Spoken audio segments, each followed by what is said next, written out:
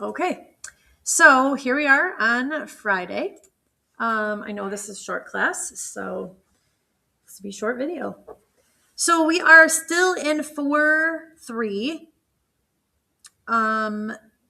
This part 3, I think. So day 3. Will be one more day on this guy. I think we'll do this on Tuesday when we come back, when you guys come back and I come back, and then we should be able to move on. So we are talking about definite integrals. So first definition of definite integral is x times y, what? You should have said as y varies. Okay. Second definition of definite integral is that it is the area where.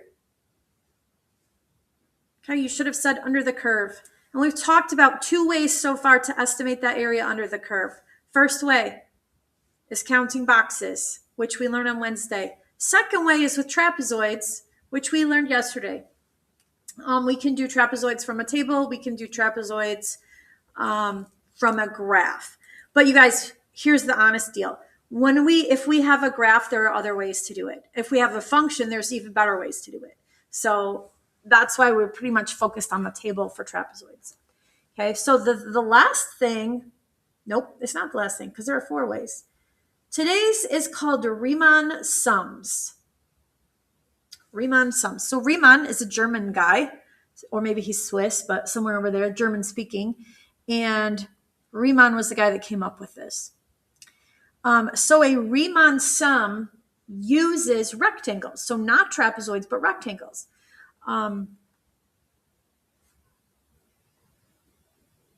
So we know counting boxes, trapezoids, and then rectangles would be the third way to do this using a Riemann sum. So you might be like, but wait a second, Mrs. Douglas, you do not have to draw this. But imagine if I was drawing this guy and I was like doing 2 rectangles. You might be like, well, a trapezoid's going to give me a nicer estimate on one side. Okay, but I want you to think about this. I won't go here. Nope, don't want to say that yet. We'll talk about it later. A rectangle is a much easier formula, is what you're really looking at. Okay, much easier formula. You know, a formula for a rectangle is length times width. This is way easier than a trapezoid. Okay, way easier. But you might be like, but hang on a second. Here we go. Now's the time to talk about this. First of all, where do I pick the height of the rectangle? What the heck? And if I were to make the rectangle height over here, right? If I'm like, hey, I'm going to make my rectangle here and make the height here, that's way an underestimate. You're not wrong. Okay, so a couple things about this. There are 3 kinds of Riemann sums.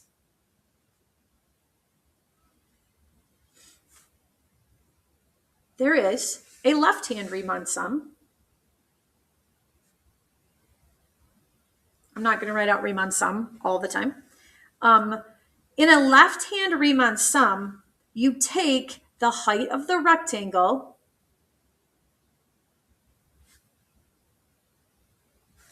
from the left side of the interval.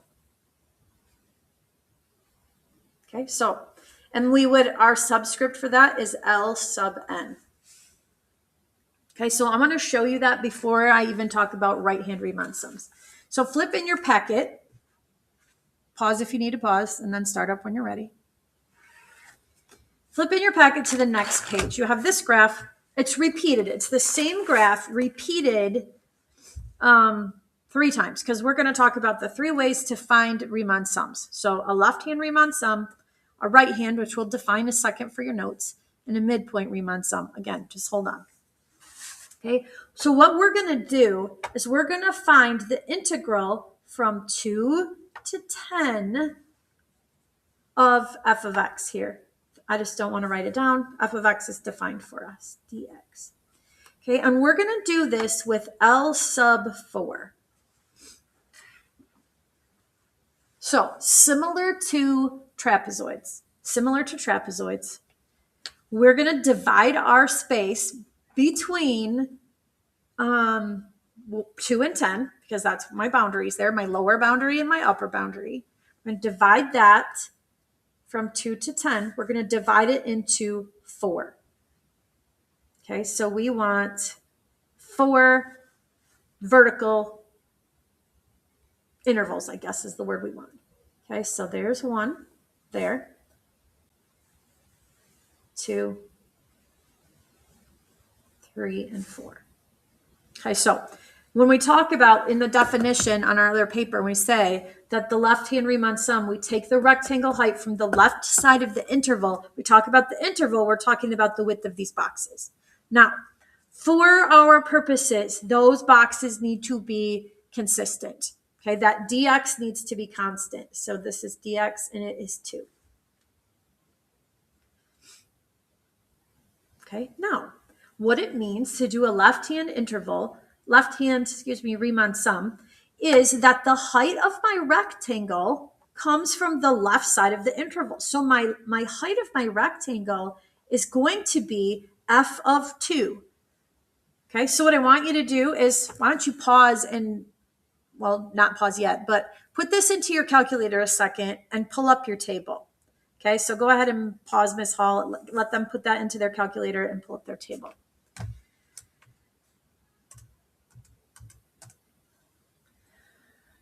Oh, I screwed it up. Negative 0.5 x squared. Okay, so if you go in your table, f of 2, so plug in your 2 in your table, is 2. It is what it looks like in this case, but you got to be careful. Okay, so this rectangle then, we ignore all this. And I know that's a little counterintuitive, but just trust me, okay? We'll deal with that. So this rectangle has a height of 2 and a width of 2, so his area is 4. Okay, so then go ahead. This guy, his rectangle is going to come from the left side of his interval, so from the 4. So go use your calculator, find f of 4, which should be 8. So this rectangle here is 2 times 8 because his dx is 2 also. So this is 16. Okay, now this guy, height of the rectangle happens at 6. So f of 6 is 10. Now look at his rectangle. Now the rectangle is over. So we got a little bit of an overestimate here. This rectangle is height of 10, width of 2, so 20. And then this guy from the left side of this is here. Also 8, I believe, but you check with your calculator. It is. So this is 16 also. So 8 times 2. So we add those all up. We get 20, 20, and 16. So 56, I believe. So L sub 4 is approximately 56. So you can see this graph is probably pretty close to 56. And here's my thinking on that. I've got an overestimate. I've got underestimate here. I'm missing all this space, but this is over. So this space, I honestly, it's weird in my brain. I imagine it as a liquid and I imagine pouring it into here. It pretty much would take that up. This would go in here. I think we overall have a slight underestimate though, because I don't think this area up at the top completely fills this in. So I think this is an underestimate, which is fine. Don't worry about it. You could have used the same idea as the trapezoid shortcut, not all the way, because the formula is different. But because your dx is always 2 here, you could wait. So let me show you the math. This was 2 times 2. This was 2 times 8. This was 2 times 10. This was 2 times 8 again. I could have undistributed the 2. Like I would never do this math, but I'm showing you why you can do what you could do. This would be 2 plus 8 plus 10 plus 8. So it would be okay here because your dx is constant to add up the heights and then multiply by 2 at the end. So it's a little bit of a shortcut. So this would be 10, 28. So 2 times 28. So you can either do it like this where you add them all up, or you can do it like this where you take the heights, add up the heights, and then multiply by the dx all at the end. Okay, which guys, look what we're doing. Like that's what this is. Add up the function values multiplied by the dx. That's what this notation tells you. Okay, so that is our estimate of L sub 4. So go back here. Let's talk about a right-hand Riemann sum. Right-hand Riemann sum, guess what? You're taking the rectangle height from the right side of the interval.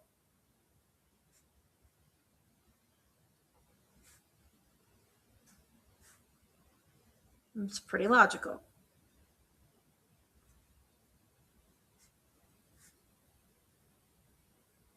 Okay, and that would be R sub n.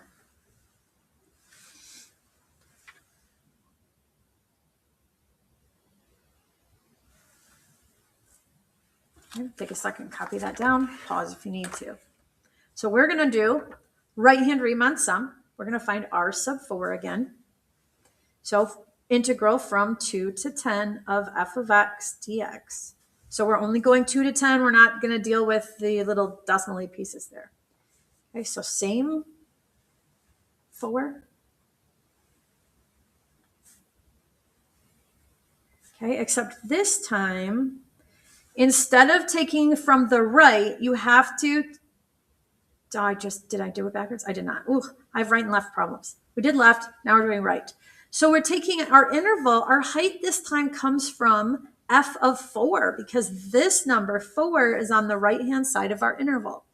So this, we already know it's 8 from over here. Okay, so I'm going to do mine with a shortcut this time. I already know this is 10 because we used it over on the other one. You know this is 8 because we used it on the other one. This guy, I better check in my calculator. I think it's 2, but I'm not 100% sure. It is. Okay, so this is 10, this is 8, this is 2. So like I said, I'm doing mine with a shortcut. So I'm going to add these up. It's actually the same. That's lame. Oh well. 8 plus 10 plus 8 plus 2 is 28. And then multiply times the dx. So 56 again. So R sub 4 is 56. That does not always happen. It's just because of what we did here. Okay. Now, here's what I want you to realize. Nope, I don't want to say that yet. You can realize it in a minute. All right, last one. Midpoint Riemann sum. This one's my favorite. You're taking the rectangle from the middle of the interval.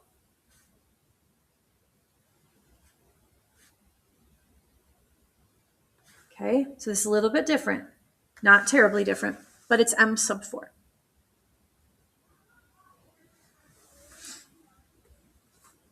Okay, pause if you need to.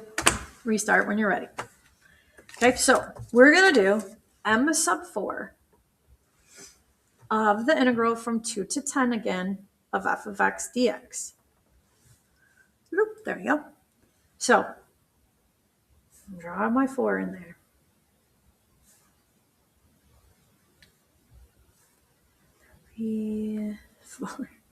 Okay, now the midpoint Riemann sum, the rectangle height comes from the middle of the interval. So this interval goes from 2 to 4, but its height this time is going to come from the middle, which is f of 3. So back to my calculator, f of 3 is 5.5. Now, I'm going to draw this in there for you. I want you to tell your partner why this is going to be a better estimate of just this little bit from 2 to 4. Why is this a better estimate than either of the other two rectangles there in the right or the left-hand one? So one more time, from 2 to 4, why is the midpoint the better estimate?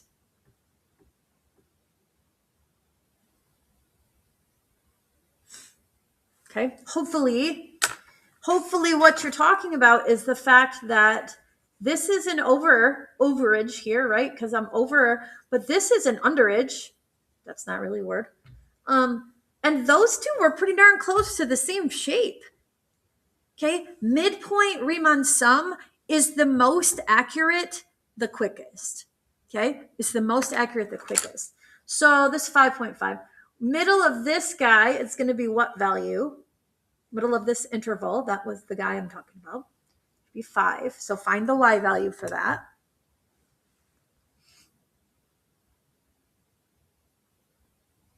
Okay, y value should be 9.5. Probably the same there. Middle of this is 7. Yep, it's also 9.5. Probably because the whole dang graph is symmetric, it's probably 5.5 over there too. But this is at 9, and you should check before you assume.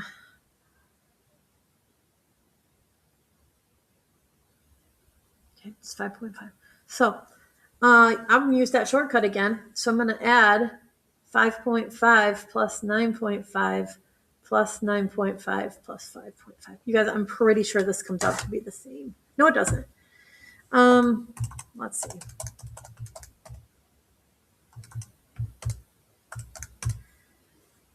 So this all adds up to 30.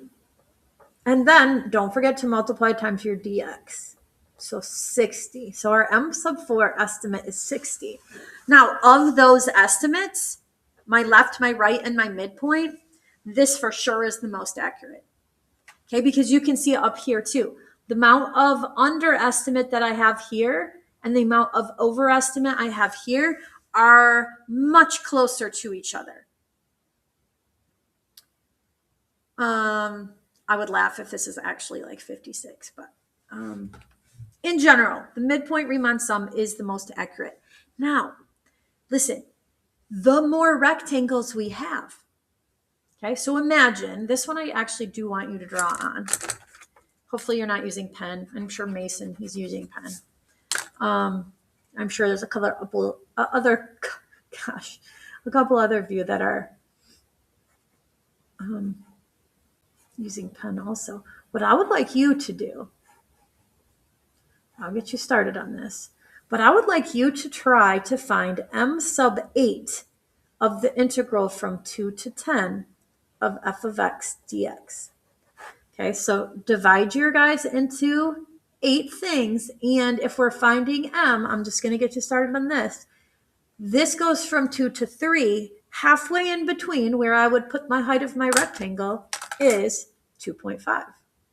So I'm going to use f of 2.5 as the height of my rectangle. So if I use my calculator, it's not going to be nice numbers. It's 3.875. That's the height of this. Okay, that's that right there. I probably would put this somewhere else. Okay, so I want you to try to find m sub 8. Okay, m sub 8.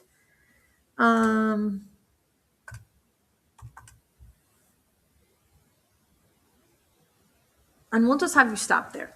Okay, once you get m sub 8, you are done. Nope, we'll do this. I want you to pause until you're done with m sub 8, and then I've got one more question for you. Okay, so my question for you, our m sub 4 was 60. Our m sub 8 is something else, as I don't have the ability to pause my recording, so I don't know what it is yet. Which of these is more accurate and why?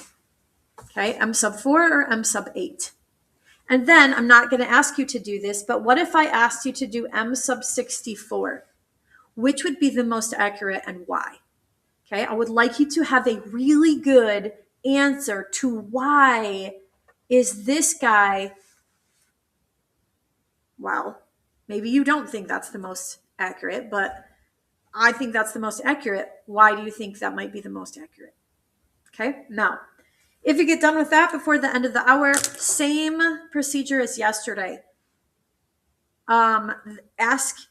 Talk with the people next to you about what questions you have.